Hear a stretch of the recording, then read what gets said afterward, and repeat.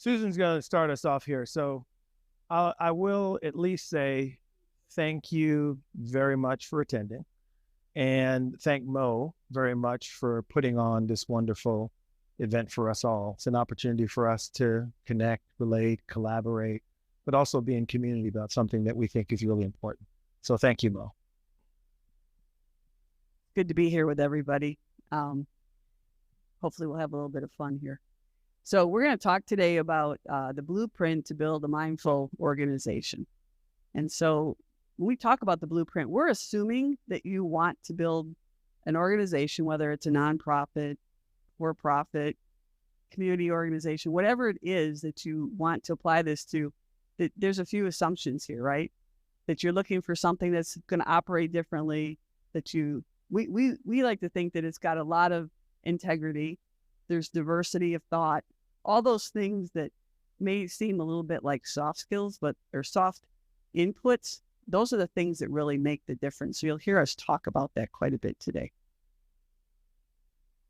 So why would you do this, right? When you think about it, where do you put your energy in a company or in a business or whatever the organization is? A lot of people, you guys must know this because you're all here and you all care about mindfulness, right? A lot of people put their energy into projecting whatever image it is that they want other people to see. But what if you took all of that energy and those resources and you really put them towards a different purpose? What would that look like? Just think about that. It would be so freeing, right? It would really just open up the possibilities. So we're going to talk a little bit about that. So these are some of the things that we think you have to believe to get started, okay? So the first one is the collective intelligence of the group is much better than an individual. And that's a tough one. The ego likes us to think that the individual, is the ultimate, right? So this is kind of a premise that you have to start with, that the collective intelligence will solve today's more complex problems in a way that's different than it's been done in the past. There's a natural, creative, and generative power that's available to everyone. It really doesn't matter if you're the person that's setting up the chairs or the person that's seen as the, lead CEO. You all have this capacity, and you have to acknowledge that. Other one is that leadership development is both internal and external. If I'm the leader, I'm limiting the organization. And if I'm not working on myself, that's a problem. And so that has to be a premise that everyone's working on themselves. And then how you show up really affects the group. So if you're willing to work on that and change, it's going to make a difference. And then mindfulness builds the capacity for self-regulation, empathy, connection with self, others, and frankly, the universe. So we look at this in 3 domains, and Marvin's going to talk about these a little bit. Starts with the individual, but it really goes also to the team, and then whatever ecosystem that you're working in, whether that's an organization, you could say it's the universe if you want to go that broad. And we're going to talk a little bit about what that looks like. So for the newcomers, we didn't spend a lot of time on the backstory, but this is something that Susan and I have done in the $1 billion+ publicly traded company. So we're not giving you a false blueprint. We're basically sharing with you what we have done. It's very, very important. Okay. And you're getting the benefit of a lot of failures, which is fantastic. So you can learn and not make the same mistakes that we made. So there are 3 dimensions that we think are really, really important to focus on. It's the individual, the team, and also the institution, right? There's a maturation that's necessary along all 3 dimensions to be successful. On the individual domain, we do have to obviously make a shift, right? As we think about ourselves and the people that's in the organization, right? From being very past focused, from being very egocentric and having very rigid beliefs around the world. It's very, very important that we have to bring into the organization a fundamental belief and social technology, which we'll talk about a little bit later, that allows individuals to sort of make that shift to being more present focused, to being more ecocentric, and having more open mental models. I'm an engineer, so I can tell you from personal experience, making the shift from having rigid beliefs where everything fits in a formula and it works, to having more open mental models, right? And living in a space of curiosity, living in a space that operates with more freedom, right, where things can emerge, is a very, very difficult transition.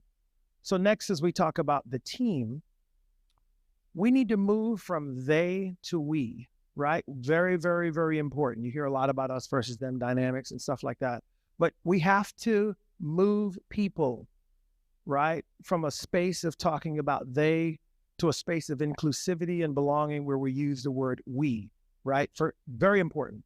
We want to move from what's called pseudo community, right, to authentic communities. Pseudo communities is what, like we're doing now. You guys are sitting here nicely, right? You're listening to me.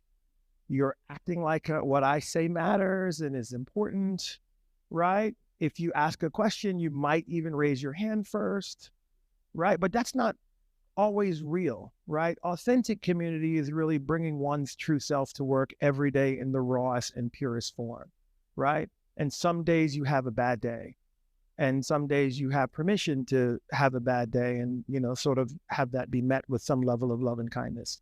We want authenticity all the time, but we want to talk to you as well about how to deal with that, right? We'll give you some tools on how to deal with that. We want to practice, right, inquiry versus advocacy. In the work environment, most people spend the majority of their time advocating their views, their thoughts, their points of view, et cetera, right? Trying to bring you over to their side. We spend less time asking questions, right? We spend less time seeking to learn, right? Very, very important. So we want to make these transitions on the team. And then lastly, which is really hard, really, really hard, is you have to mature the institution that you want people to flourish in. You just cannot do this without maturing the structures of the institution. I have to pay homage to Steve McAdam, a very dear personal friend of mine who I would say really opened up my awareness to this, right? You have to mature the institution as well as the people and the teams. It just does not work. We have to move from being financial results driven or whatever it is that you're doing, right, to having more balanced goals, right, where there's an equal weight placed on financial results as there is on human development. Equal weight. Can you imagine what that would look like if you put as much emphasis on developing people as you did making money? Can you imagine what that would look like and what the organization would feel like and how you would experience that? But it is what it takes, right? You have to move from having hierarchical decision-making to more shared decision-making. As the CEO of a company, right? Or a division president, or a vice president, or a partner, managing director, whatever, right? Having the hierarchical authority and power should mean that I use it to get more out of you versus to say more, direct more, right? We have to really fundamentally shift the way we think about things, right? So from directing to learning, right? We need a system of education, not a system of control, right? We need a system that gets people to flourish. And the only way to do that is to mature the institution in such a way that that happens, all right? So we're going to talk a little bit more now about, okay, how do you actually do this in an organization? Let's do them. So this statement, personal transformation requires expanding, one's worldview. If I ask as a leader for someone to fill in a box, right? I set the size of the box. Most of the time, people are going to do their best and fill up that box, right? I can take the parameters and I can say, fill this up. But what if I don't set those parameters? What if I just say, this is what we're trying to achieve? They might fill up a circle that's 6 times, the volume of the box that I defined. I don't know. And so we really have to keep that in mind as we talk about what is someone's potential or their ability. Instead of focusing on always how that is done, help them with the tools they need so that they can discover what might be possible. And so there's really this higher future possibility. We like those words. We put them in the little heart in the tree because we're not really sure what that is for an individual. But if our work, our processes, our practices are aimed at trying to discover that, or at least let it come out from each individual, that's where the magic happens. And I'm going to just say something to everyone that I think is key, and Susan's going to make sure I don't do this again, which is interrupt her, but love enables the highest and truest expression of ourselves, right? If we cannot love the people we work with or who work for us, with us, then we cannot expect them to achieve the highest future possibility, right? So I just want to make sure that you pick up on this image. It really is very powerful in that way. Sorry about that. That's okay. I'll add one more. And this is one you should write down and think about. Do you make decisions out of love or out of fear? You might not like the answer, but it might help inform you as we go forward. Okay, so first, it has to start with radical self-awareness. Okay, you have to be able to see yourself for how you are. I have to tell you that I've gone through a lot of these evaluations, people giving me feedback. I didn't like most of the time when they gave me, they give you the good feedback, but it's that one or two things you really do need to pay attention to and fix. That's really tough, right? Most of us want to avoid that. But that radical self-awareness and understanding how other people see you, what it's like to be on the other side of you, is key. The second part of that, frankly, is radical self-acceptance. It might not be pretty, but it is what it is. And so that's where you're starting from.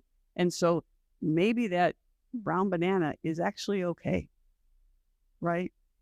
There's kind of two messages here. One is don't see yourself differently, but see yourself as you are, and you're okay. That comment at the bottom, I think Marvin and I both share this one. We've given this we've used this slide before, full disclosure, but seeing ourselves, learning to see ourselves as good enough is something that's really important. And that's been a process. It's been a transformative process for me personally. And, as you change slides here, I'll also say, remember, your personal transformation caps the development of the organization. You have to develop if you want the organization to develop. You personally have to transform if you want the organization to transform, right? So that's a very, very important message here, that this notion of seeing myself as good enough, making that transition myself is important before I expect it from other people. I love this quote, Tolstoy, right? We always think of other people needing to change, but the reality is we need to work on ourselves first. So to Marvin's point, you have to be willing to do it, and then it's a lot of work, but you've got to start with yourself. And this practice of letting go of ideas, right? What served me before may not be serving me well now. That's something as you advance in an organization, whatever that organization is, right? You got there because of some practice or something that you did really well, but that might not be the best way to lead. And that's a really tough one to let go. This image is beautiful though, right? Going from the chain to the bird where it can fly off to whatever those possibilities are. And this idea of letting go of, it's not my idea, right? Or I'm not my idea. I misspoke it, excuse me. I know this concept well. The problem when you are so attached with your idea, that we got this from Dr. Ed Hess, who both Marvin and I love. We love. I was going to say that. I want to speak for myself, but I knew I could say that for you too. And so, Ed taught us this idea of, most people think about their idea, it's right here close to their heart, right? And they are attached to it. So if Marvin were to, make a comment about my idea, I feel like it's personal, right? He's talking about me. But if I can take this idea and say, I have this idea, I'm going to hold it out here. I'm not my idea. What do you think about it? I've distanced myself from a personal, standpoint, and I'm allowing other people to make the idea better. I know what my ideas are. I'm pretty strong on my opinions. I need people to help me see what I'm being blind to help make the idea better, right? And if you can set up processes to do that, you will come up with a much better solution to whatever it is you're trying to solve. So the beauty of when Susan and I present is we don't actually prepare. Okay? We're not supposed to tell them. So I'm going to go rogue, but I'm not really going rogue because we don't actually plan what we're going to say. So it's really important to grasp this concept. Because you can't leave here and say, I want to make this mindful organization, because that's your idea that other people may not want to adopt. Very, very important, right? So in order for people to really ground themselves in accepting new ideas, they need to see it from you first.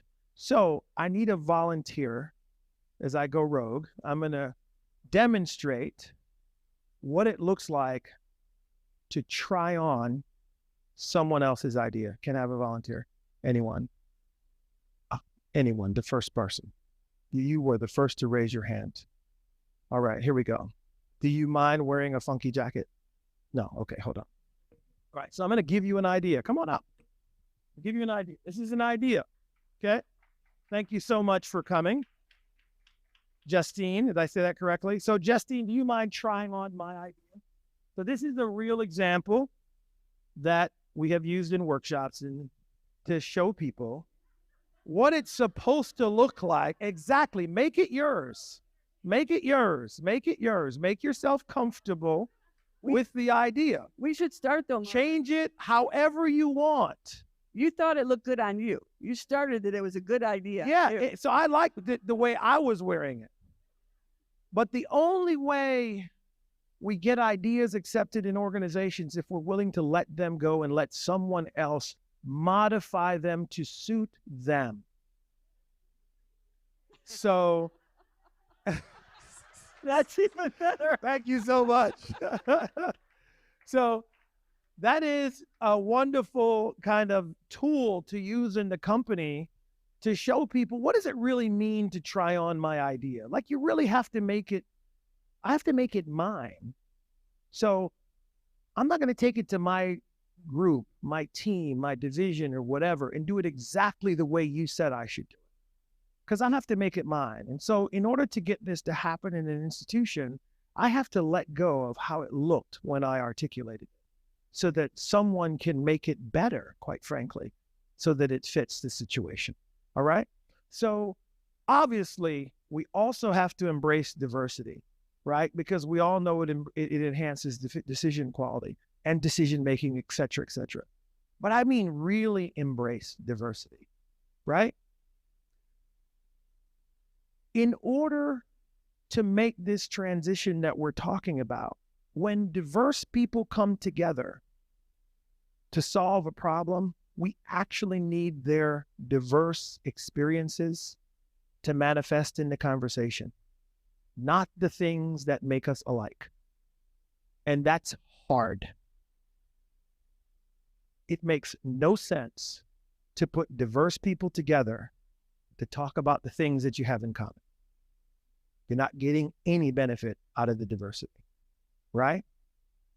So as men, we have to fully embrace and be empathic about what it means to be a woman, right? As someone who's older, we have to fully do the same for individuals that's younger and vice versa and whatever. We have to bring the community together that way, okay? Obviously, the best thinking happens in small groups. We've proven this. I have gone off by myself and made a lot of stupid decisions, and then I got a group together. So I'm not going to spend a lot of time on that, but I'll just make sure you know that. I've done this really badly many times. Let me see what the next slide says here. So this is my favorite picture. This is about maturing the organization so that people don't burn themselves out and people don't burn the organization down. Do not go out and start training people on how to be more mindful at work. You're never going to actually let them do it. It's a recipe for disaster, right? It's a recipe for quiet quitting. When you light the fire, right? Or you create the plug, be prepared to create the receptacle. Because once that flame starts to burn, as you guys all know, that's why you're here. Once that flame starts to burn, you need more and more of it to feel whole, to feel complete, right? And so once you start the process of cultivating a holding space, right? For this way of being to emerge, it's very important to be thinking about how does the organization or the institution continue to be the right container for the types of people that's emerging in the organization. Very, very important. Okay. So how do you do that, right? We believe you have to put in place practices. And these are some of the practices that we have used. And I'm going to go very granular next to show you how, like really, really how, right? So meditation, obviously, journaling, obviously, active listening, right? That's a thing. It's a real thing to be active while listening. Community building practices, when we get together as a community, right? We practice checking into the community, right? We practice checking out of the community, making sure that everyone's whole and complete when they're leaving the community, right? We practice speaking in I statements. That's harder than you think.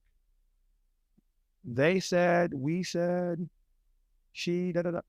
Very difficult to say, I have blah, blah, blah, I'm experiencing blah, blah, blah, right? Using my voice. My voice is a process that we have used to have you share your true, authentic self, to tell some stories about why you are who you are. And it is clear that all of us are imperfect.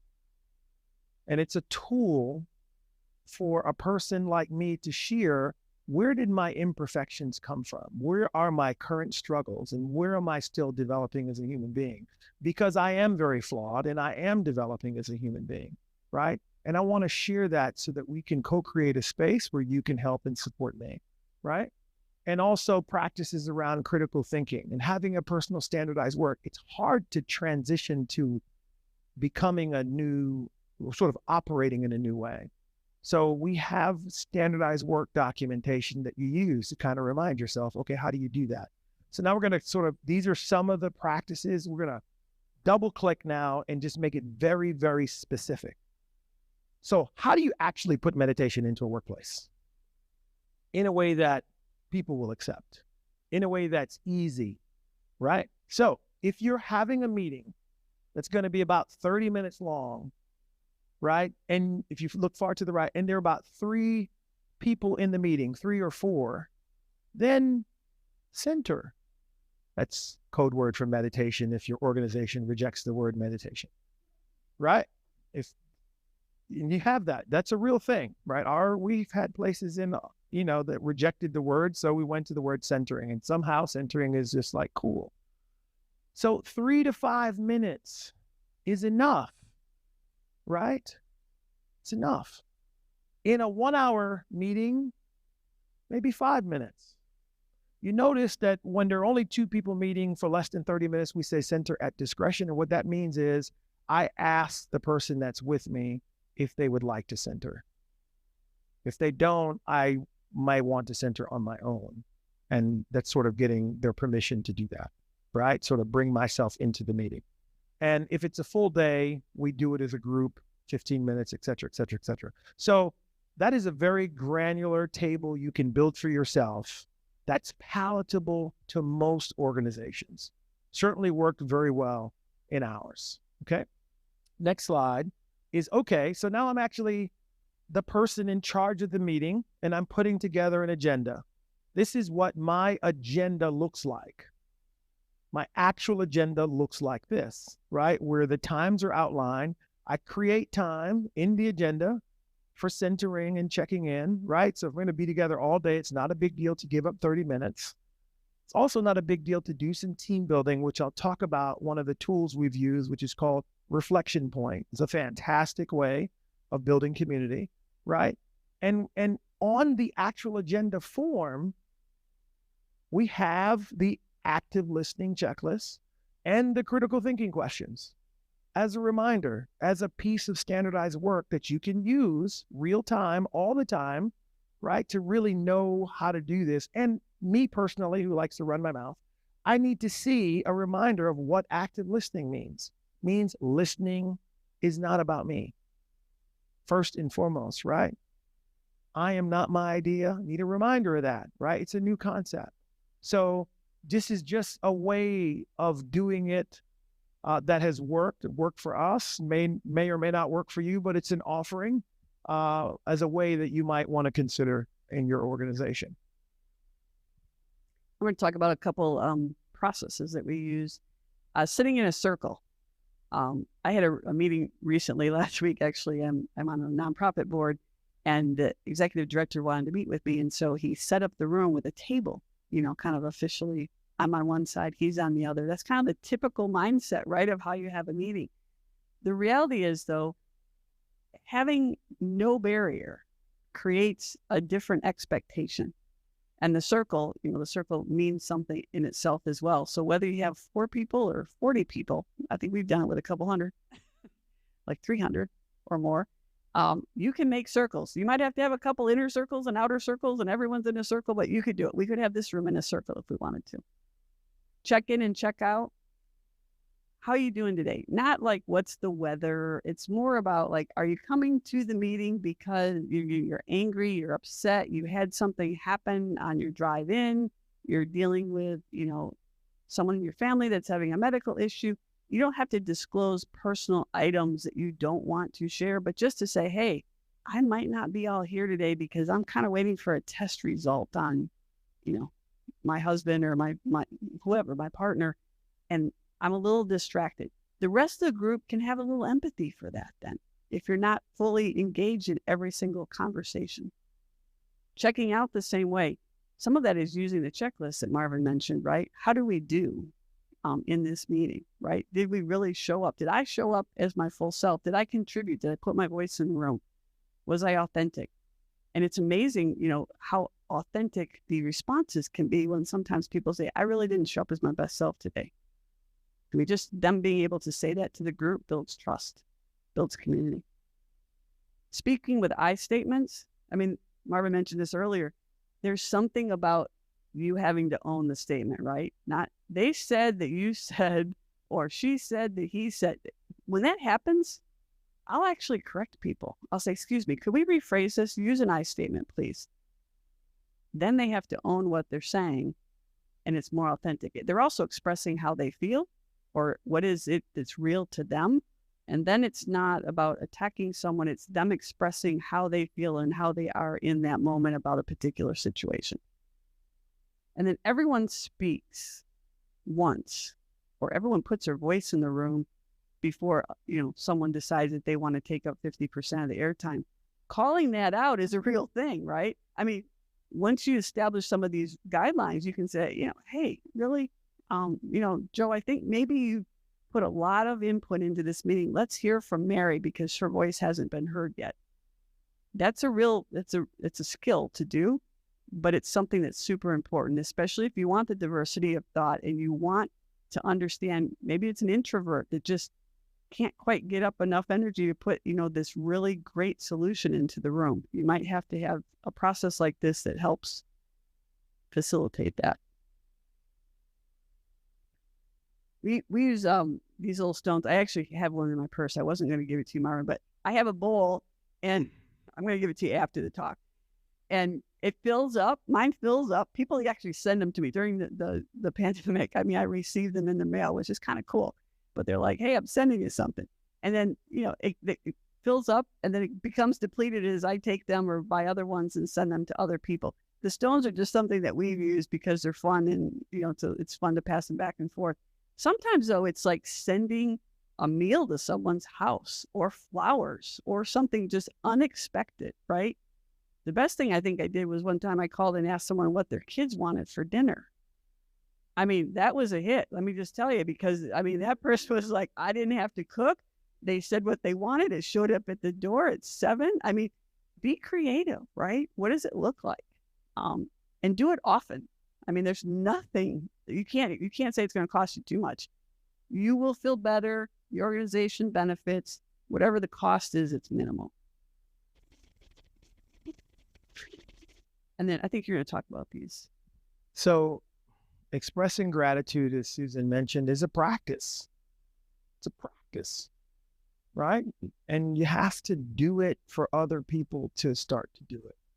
So I'm going to talk a little bit about, some other things that we've done, something we've done called the Leadership Challenge, we bring the leadership together and have taught the leadership the 101 of mindfulness. You see that in the photograph here next of folks kind of sitting in a circle. You got the clicker? Yeah, well, let's go. Folks, you recognize those two individuals there. But you really have to think about, okay, how do I build the foundation of the organization so everyone really understands what it is that I want to do, right? Everyone needs a 101 class. As simple as it might sound, for those of us who have a passion about this, everyone needs a 101 class so that they can come into acceptance. And then everyone needs a tool to express their authentic self, right? To engage openly in a way that they've never engaged before. So I'm going to talk a little bit about Reflection Point, which is just an amazing organization that has provided what I believe is the best social technology for building community that exists. You know, that's their QR code. It should be Anne's QR code to connect in with her. She runs the organization. But let me just describe it to you from my own personal example. So what they do is they find a piece of literature and they'll pull a group together of different levels in an organization. And you come in having read a piece of literature. And it's just any piece of literature that they think would be, you know, an interesting read. While you're sitting together as a group, you have a professor there that's asking you questions or asking the group questions. And the group is just weighing in on the questions. But the questions are really interesting questions that might emerge. And so you might have someone, you know, in our setting that we use this in, it's a manufacturing setting, where you never normally get a chance to talk to the folks on the factory floor. You never get a chance to be truly equal, because as a CEO, I got a big old hammer. But as a guy that's come into a circle, having read a story, I don't know more about the story than you do, right? So we're equal. I can truly be open to your perspectives. I can learn from you. I can hear and appreciate where you've come from, right? And so I find this to be amazing, but you can build tremendous skills around collective mindfulness in an organization by doing something like this. And you'll see them listed here: learning how to listen with humility, asking good questions, really widening the circle of empathy, which is really, really, really necessary, right, to make this transition that we're talking about, and really challenging assumptions. And it's a place, more importantly, to practice disagreeing with respect. And it's safe to disagree with someone who may have hierarchical authority in a different context, and it's totally fine. So you need that field of practice, because to make this kind of shift in an organization, a lot of people need to disagree with you. And they need to know that it's safe to disagree with you. This is how you practice the disagreement process, and knowing that it's safe, knowing that there won't be any retaliation because I felt differently about a character in a story, right? It's very, very important. Okay. And the hardest part, if you're a leader, is anybody here leading an organization, a team, or anything?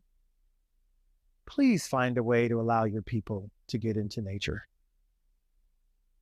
Please make that commitment to allow them to go into nature, whatever your setting is, whatever nature might look like, within proximity to either their home if they're working from home, or the office if they're working from the office, right? But they need that opportunity to ground themselves, to be in nature, right? To allow themselves to start to manifest whatever it is that's coming up for them, right? And just to allow themselves to be more grounded. But you have to set an intention to do that. Okay. Have workshops there, etc. So I'm going to give you just some high-level results of what we've experienced, just so you know we're not just blowing smoke. Okay. So We won the Safest Company in America award 3 times. Okay? That's a big deal. Very few corporations have done that. We had a 70% reduction in VOC emissions, 75% reduction in medical treatment cases, double-digit EBITDA margins. So we're not talking, we're profitable business while doing this. And very important, had significant increases in diversity in the organization while doing this. One thing you will learn is different people are going to emerge in the company that actually have a point of view, actually incredibly smart, and have not been given an opportunity. It will really change what the context of the company might look like. And Susan always tells me this, and it's really key. Significant reductions in attrition amongst female employees. And there's something there about building a place where everyone feels whole, everyone feels comfortable, everyone can thrive. So it's a wrap. That's it. Thank you. I think we have a couple minutes for questions. And I think there's mics. You all probably know this. There's mics on either side. Yes, ma'am. Hi, I'm Terry. I'm from Charlottesville, Virginia, and really appreciated your remarks. One of the things I was noticing and thinking about when you were talking about I am not my idea is also how do you do that and yet not have your ideas taken from you by others, and basically they, get promoted, etc. And all of a sudden you're like, wait a minute, that was mine and that was mine and that was mine. And to get that collaboration. You want to go first? You want me to go first? So first of all, you're from Charlottesville. Okay. You okay? Dr. Ed Hess is from Charlottesville and at Darden Business School. You should reach out to Dr. Ed Hess because he's in your neighborhood and has written about this extensively and would love to tell you more and more about it. So when I gave her my jacket, it was no longer my idea, but I trusted her with my idea. And the practice of letting go is really, really powerful and really important. And I do understand, and I don't want to say the word, but I have to say the word. I do understand the fear of someone running with your idea. But I do think it's really powerful and important to operate from a space of love and understanding that when I present an idea, it is no longer my idea first and foremost. I'm presenting it to the community and to the collective, and it is for the betterment of everyone else. And over time, that recognition will flow back to me over time. And that you might definitely have incidences where someone will run with an idea, but you're transforming the company, right? Those kinds of people will no longer find the company to be a good place for them because the company will reject individuals that do that, right? What we're talking about here is a transformation from that world into a new world, right? Where we welcome the fact that you shared an idea. We are maturing the idea together. It becomes our collective idea. We do recognize that you are the originator of the idea and deserve reward and recognition for that, right? But I do think in the beginning, you might have some of the fear that you've identified happen. But through the maturation of the organization, it will stop happening. And the leader, right, should not want those kind of people in the company or the organization and should work to get those people out. It's the leader's job. That's the electricity thing, right? The plug and the receptacle. Once you start, people you just can't exist in the company anymore. If the company doesn't treat it, then I have to go. Then it's no longer a good place for me, right? Can't add much to that. Hi, my name is Jake Yeager. I'm an OD consultant at Navy Federal Credit Union, not far from here. And 2017, I think I was at this conference and you shared your story. And I found it really inspiring at that time and just love to be back here in that energy. And so thank you very much for sharing, and love to see all the practices that you use to build this kind of ecosystem. And so my question for you, one thing I noticed was there was still kind of mention of hierarchical organizational structure. So I'm curious to hear your thoughts on the role of self-organizing structures in creating and helping to nourish this kind of environment. It's so funny you ask that question because I just sent Marvin this article and I'll set, if you see me after, I'll get it to you. But it basically takes a hierarchical structure and then one of basically self-forming teams, right, which are critical for creativity and innovation, et cetera. And it's very hard for people sometimes to understand, like, which one are we? It has to be black or white. There is a way to set up. It requires a more mature individual, a more mature organization, right? But in the end, you always have someone who is responsible, right? The buck's going to stop with someone who owns a decision. But if they can create, that's why we want to talk about this blueprint, right? The structure, the processes, the practices that allow other things to emerge and different ways of working, you actually can have those two things coexist. But I'll share the article with you because I think it was a Cotter article originally and someone else updated it, and it's really good and it addresses that question much better than I will. Frederick Laloux and a lot of other people are going to be really pissed at me when I say this. But I think it's really hard to boil the ocean. We are a hierarchical world. Hierarchy is so embedded in ways that are in our subconscious, right?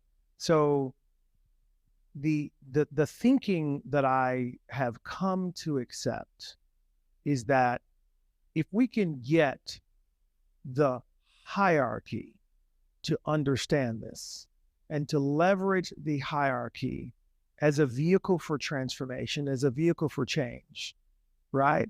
Then we are getting somewhere. And then we're taking advantage of the structure that is embedded in us, right?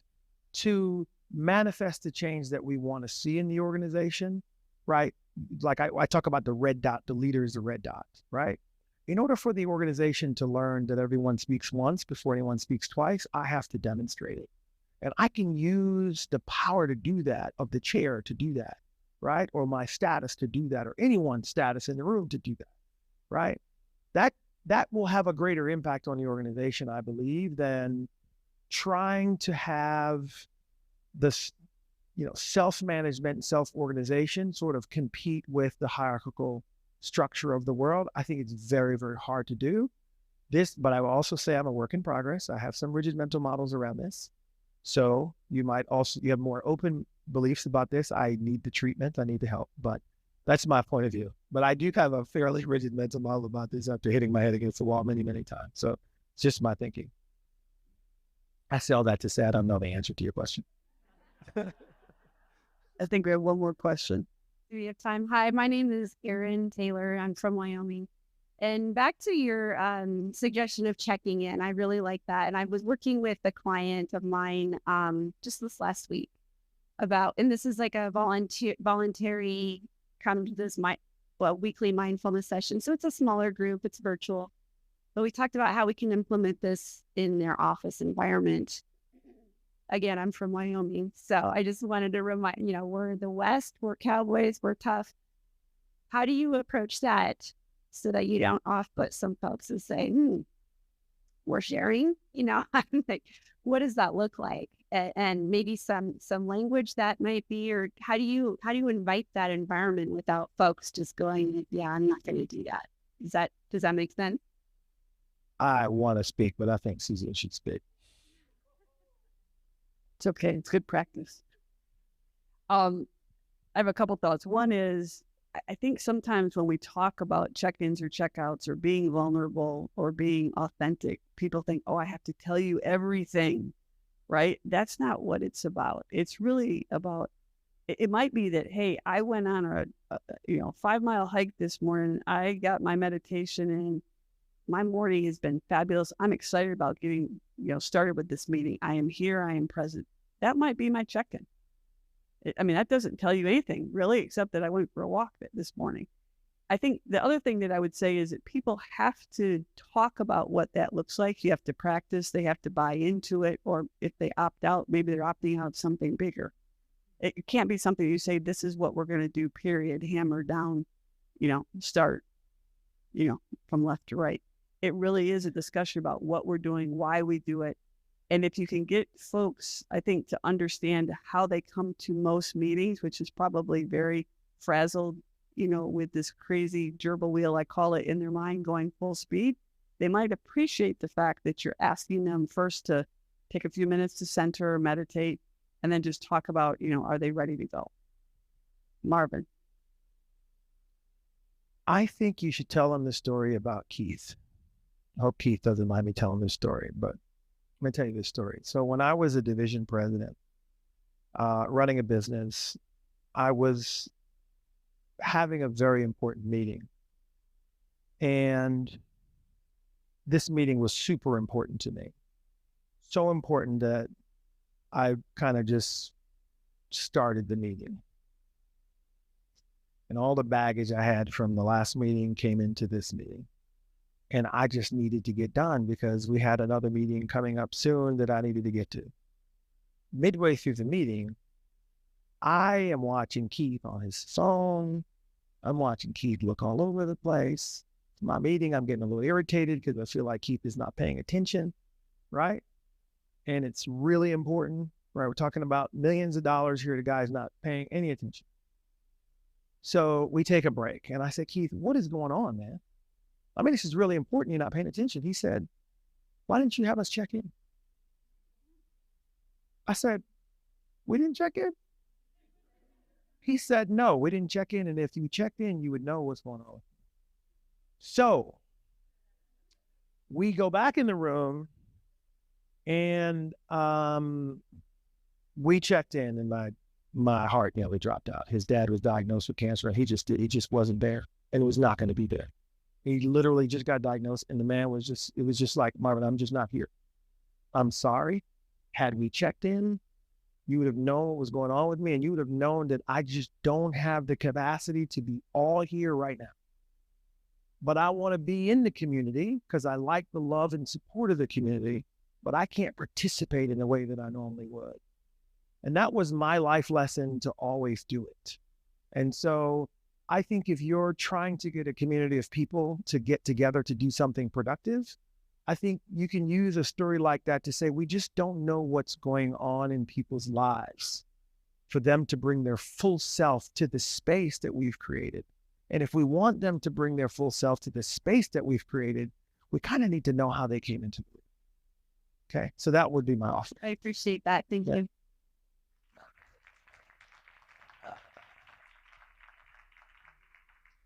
Well, thank you for this presentation. I appreciate it, especially, by the way, my name is Sway, and I appreciate that you didn't try to sell us on your company. There was no corporate talk. You were just being very human, and I appreciate that. I am very curious about the role of the board in these types of transformations. Oftentimes, we want the company to be a certain way, and we try to build alignment with the board, and sometimes the board just goes in a completely different direction. And I'm very curious, how do you, because the board has power over the company too, how do we get the corporate governance? How do we get the board to implement and practice mindfulness as well? Jesus. Softballs all over the place. Well, the straight answer is you might not. Most boards care about the output, right, of the company. So if you come up with a better way to work with, really good interactions, good outputs, people stay with the company. You don't have all this quiet quitting. I mean, it'd be hard to argue with the methods, because they're all ethical. They're all, in compliance with all those rules and regulations that we all follow if we're not following just because of integrity. Which is not your answer, but I don't know that's a really big question. I don't know that I have the answer to that one. So flourishing is a human desire. Everyone wants to flourish, right? Everyone wants to live into the truest and highest expression of themselves, even board members. I happen to be a crummy board member too in some places. And I will say we got our board there. Not all the way there, okay? Not fully owning what I think the board should own, because this is the culture of the company we're talking about. The board should own the culture of the company. That's where it should reside. However, it does start with an act of bravery, and it starts with you having a passion to maybe invite one person into a space of understanding, right? And have that person who is on the board, right, after they have built their own capacity, right, start to share with other board members. And then the best way to learn is learn it experientially, you know? And just know that the first time, most of the board members might think is a complete waste of time, but that's okay.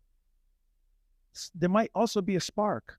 There might also be an appreciation, you know, which, you know, I experienced, you know, a few board members say, hey, this is actually pretty cool, you know?